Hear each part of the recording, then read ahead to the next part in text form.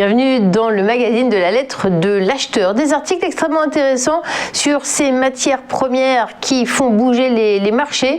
Nous allons en évoquer quelques-uns pour vous donner un aperçu de cette lettre. On commence par la production de pommes. Savez-vous que la production mondiale de pommes pour 2020-2021 devrait baisser significativement de 3,6 millions de tonnes pour atteindre 75,9 millions. La source, eh bien, c'est l'USDA qui publie régulièrement un rapport sur la consommation et la production. Eh bien, cette production mondiale devrait baisser en raison d'un gel printanier sévère qui a affecté de manière considérable les provinces du nord-ouest de la Chine. Les échanges sont également prévus en recul en raison de la diminution des stocks exportables dans l'Union européenne et aux États-Unis.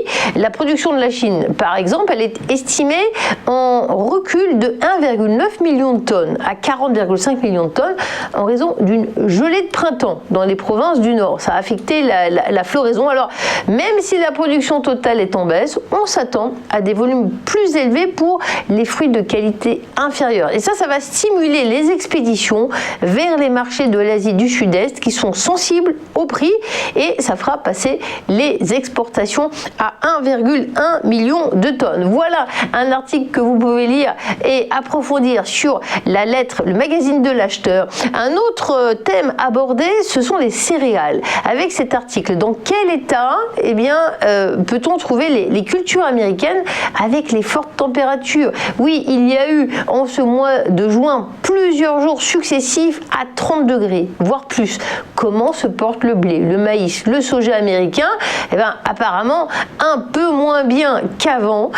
Il faut de la fraîcheur, de la pluie et c'est ce qui est prévu pour la fin du mois. Alors cette chaleur terrible aux États-Unis a-t-elle eu un impact sur les cultures? Il ne devrait pas y avoir à ce stade un impact majeur sur le potentiel de production des céréales à paille, mais selon le cabinet spécialiste des marchés agricoles, le crop rating de bon à excellent, c'est une catégorie, il s'affiche à 48% pour le blé d'hiver, 50% en S-1, N-1 et 68% pour le maïs. Quant au soja, il est à 62%. Donc on en est en termes de période au fait que les premières coupes de blé d'hiver ont débuté, mais seulement 4% des champs ont été moissonnés contre habituellement 15%. À suivre. Autre sujet, le coco de Paimpol. On n'en parle pas assez, c'est pour moi la première fois d'ailleurs, mais si dans ces meilleures années la production du coco de Paimpol pouvait atteindre les 10 000 tonnes, l'année 2020 a enregistré sa plus petite récolte depuis 10 ans, seulement 4 300 tonnes. Une année 2020 très mauvaise, notamment en raison de la tempête Alex d'octobre 2020 qui a noyé les cultures sous 200 mm d'eau. Les parcelles étaient inondées, on a perdu 10 à 20% de la récolte et résultat, les haricots n'étaient plus commercialisables ni consommables. Ce sont des trompes d'eau qui se sont abattues, nous explique Hubert Jacob, spécialiste dans cette lettre du magazine de l'acheteur. Et puis les mouches, elles ont contribué à cette chute de la production parce qu'elles attaquent les semis et c'est ce qui s'est passé au mois de juin. Donc en 2020, c'est 15% de la production qui a été perdue à cause d'elles. Voilà des tendances dont on ne se rend pas nécessairement compte dans la capitale, mais ça impacte durablement le secteur agricole. Vous retrouvez tout ça sur la lettre du magazine de l'acheteur. Je vous propose de passer maintenant à la séquence interview.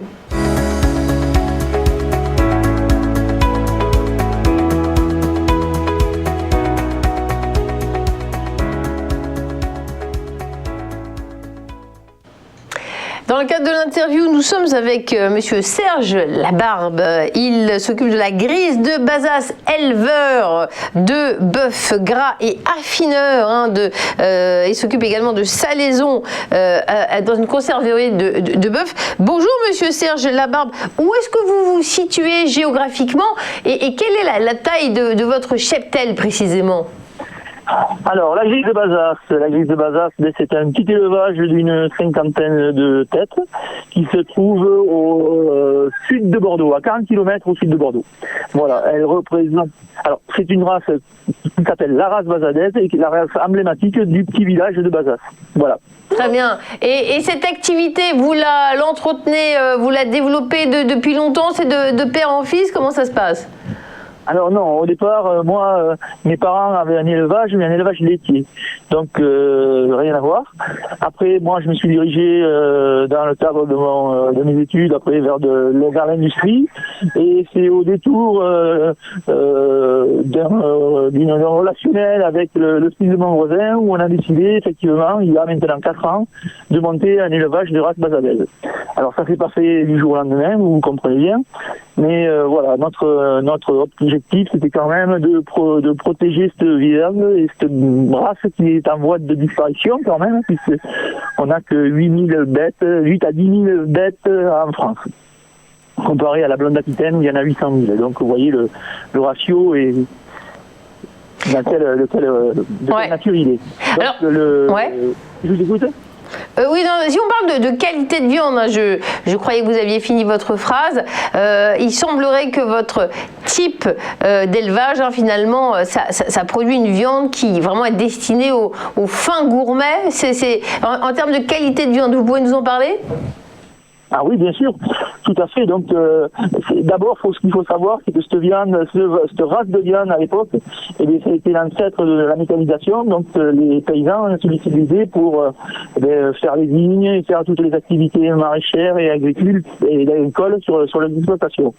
Et c'est à la fin des années 1960-70, avec l'apparition de la mécanisation, que cette race de viande cette basadaise a été détournée pour faire une viande.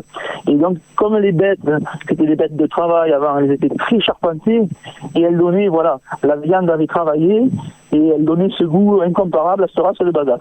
Maintenant, ça a un petit peu changé, puisque effectivement les tracteurs ont pris le pas, et donc cette viande maintenant, cette race, on l'élève donc pour sa viande et pour son persillé qui est incontournable de toutes les viandes qu'on peut rencontrer en France. Alors, on entend de plus en plus des gens qui disent « Oh, ben la viande, il faut pas en manger, faut manger du poisson ». Comment vous entendez ce type de propos ? Vous ne le voyez pas. Vos clients, ils vous achètent toujours votre viande et il y a toujours une demande pour ça ? Comment ça se passe ? Bien sûr, bien sûr. Il y a certains qui préfèrent se tourner sur d'autres races animales, pas de problème. Mais nous, on garde ce fleuron-là de cette race et effectivement, nos clients sont pas déçus, quoi. Et notamment par rapport à notre cycle d'engraissement qui est minimum de 6 mois. Donc pendant 6 mois, les bêtes sont mises à part et engraissées avec des produits issus de l'agriculture sur la ferme. Donc voilà, on arrive à un niveau de qualité de viande exceptionnel. Très bien.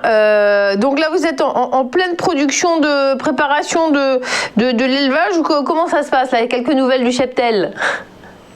Alors, sur les 50 têtes que nous avons effectivement une dizaine de vaches qui sont et bœufs qui sont à l'engraissement. C'est-à-dire que elles ont passé, c'est des vaches qui ont entre 6 et 10 ans, donc elles ont passé au pâturage pendant 7-8 ans. Et à la fin, quand elles sont sélectionnées par rapport à leur conformation bouchère, etc., nous, on les engraisse 6 mois minimum. C'est-à-dire que c'est même pas nous qui décidons, c'est vraiment l'animal qui décide quand il est très fin prêt pour être abattu, malheureusement. Mais bon, c'est pour nous. Merci beaucoup. La connexion n'est pas facile près de Bordeaux, ça fait loin. On était avec Serge Labarbe, il s'occupe en tant qu'éleveur de la grise de Bazas, une magnifique race. Et je vous souhaite une bonne journée. Merci pour cet entretien, monsieur.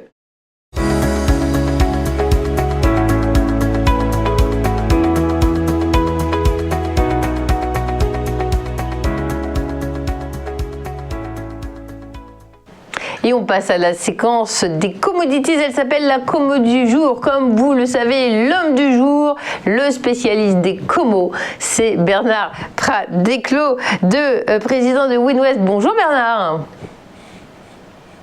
Ah, il me dit plus bonjour, vous m'entendez ? Ah, j'ai eu peur, j'ai cru que vous n'étiez pas poli ce matin, ça ne vous ressemblait pas. Alors, on se dit bonjour, je vous ai entendu, je plaisante et j'aimerais que vous me parliez du blé, le milling wheat. Quelles sont les tendances sur ce marché ? Alors écoutez, en fait, donc déjà le graphique que je vous présente est un graphique en données hebdomadaires, donc très large. Hein. Évidemment, sur les matières premières, on va souvent rechercher des mouvements lourds puisqu'elles sont effectivement très impactées par tout ce qui est la saisonnalité, avec le climat, etc. Bon, et là, en fait, on va constater que depuis plusieurs mois, maintenant même plusieurs trimestres, on était sur une très très forte hausse et qu'on était sorti de niveaux de résistance qui duraient depuis plusieurs années. Donc là maintenant on va faire un focus, un zoom sur ce qui se produit depuis le début de l'année. Et là en fait on va noter qu'on est désormais depuis en fait début mai sur une phase de repli. Alors on était bien sur un mouvement haussier significatif et là on est sur une phase plus corrective et on constate quand même que l'on est sur une phase corrective qui commence à prendre de l'ampleur. Alors toujours de la même manière.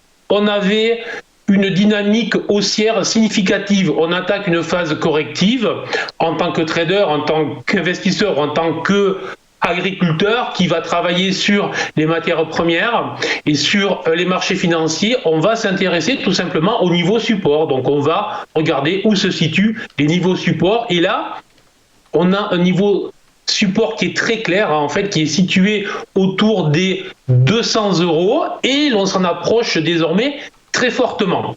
L'autre question que l'on se pose sur une dynamique haussière alors que la tendance est corrective, c'est est-ce que j'achète agressivement le support ou est-ce que j'attends de voir si les acheteurs se présentent au-dessus de support, au niveau de support ou sous le support. Bon. Étant donné que le mouvement est quand même significatif et puissant sur la correction, on va ajouter en fait que le mouvement de hausse qui avait juste précédé avait démarré début avril suite à la vague de froid qu'il y avait eu notamment aux États-Unis et donc il y avait eu un gros rebond et là en fait on est juste en train de purger cette vague de froid, je dirais, avec le chaud. Donc tout simplement on arrive sur un niveau support, on peut se réintéresser pour se repositionner à l'achat, mais je considère que vu la vitesse à laquelle on arrive sur le support, il faut se montrer prudent et donc attendre, regarder si les premiers acheteurs se présentent. À ce moment-là, si on voit qu'il y a des rebonds sur le niveau support, on pourra décider de rentrer, mais je déconseille de rentrer de manière agressive sur le support. Très bien. On passe au coton. Est-ce que vous conseillez d'y rentrer justement dans le coton ? C'est pas coton. Alors, je conseille de regarder ce qui se passe. Fabienne, je vais conseiller de regarder ce qui se passe sur le coton. Alors, il faut savoir que le coton, il est essentiellement produit en Chine, en Inde et aux États-Unis. Et sur le plan graphique, on va dire, ce qui nous intéresse là vraiment ce matin, le coton en fait est inscrit dans une zone où justement il va falloir s'y intéresser parce que peut-être qu'on pourrait avoir une dynamique puissante dans les prochaines semaines. Là aussi, notez-le, je vous ai mis un graphique en données hebdomadaires, donc très large. Mais là, en fait, on voit que depuis 2019, donc on n'est pas sur un mouvement haussier puissant, on est même, lorsqu'on regarde sur 10 ans, on est même sur un mouvement baissier. Sur le coton, il faut le savoir. Mais depuis 2 ans, on est sur un mouvement qui est aussi une dynamique nouvelle. Et donc on peut s'y intéresser, surtout qu'on a franchi des niveaux de résistance, mais là, si je zoome depuis le début de l'année, je vais constater tout simplement que le coton est inscrit dans une configuration en triangle, très facilement reconnaissable les triangles avec des hauts et des bas plus hauts, donc on a c'est extrêmement simple à voir, je vous l'ai dessiné sur le graphique que vous avez mis à l'écran. Et ces phases sont des phases d'hésitation. En fait, c'est-à-dire que le combat entre les acheteurs et les vendeurs s'équilibre et qu'il n'y a plus un clan, si je puis dire, qui a l'avantage sur l'autre. Donc les acheteurs hésitent et les vendeurs hésitent. Et en fait, du coup, les prix se stabilisent. Et la stabilisation des prix sur les marchés, que ce soit sur les matières premières agricoles ou sur les autres produits, est souvent le prélude à un mouvement directionnel puissant. Bon, ensuite, on va considérer qu'on est juste au-dessus d'un support crucial qui est situé entre les 78,50 € et les 79,70 €. Tant qu'on se situe au-dessus des 79,70 €, on peut considérer qu'on est dans une phase d'hésitation, donc que l'on est sur un biais neutre, mais que ce biais neutre reste aux mains des acheteurs, si je puis dire, donc que l'on doit plutôt attendre une sortie vers le haut. Mais si jamais on venait à repasser sous les 78,50 €, là je dirais il y a un gros danger. Ça veut dire que les vendeurs reprennent la main et on devrait avoir un retour rapide vers les 65 €. Donc, zone d'hésitation, une zone de support très claire, 78,50, 79,70. Du moment que ça tient, on peut considérer qu'on pourrait aller revoir les 100, 105 dans les prochaines semaines, les prochains mois, mais vous l'avez bien compris Fabienne, si jamais on sort vers le bas, gros danger. Donc on surveille la contraction, on surveille la sortie de cette zone d'hésitation tout simplement. Très bien, professeur Bernard. Merci beaucoup pour ces recommandations et cette analyse limpide. C'est la fin de ce journal de la lettre de l'acheteur. J'espère que ça vous a intéressé. Je vous invite à aller le consulter. Merci pour votre attention.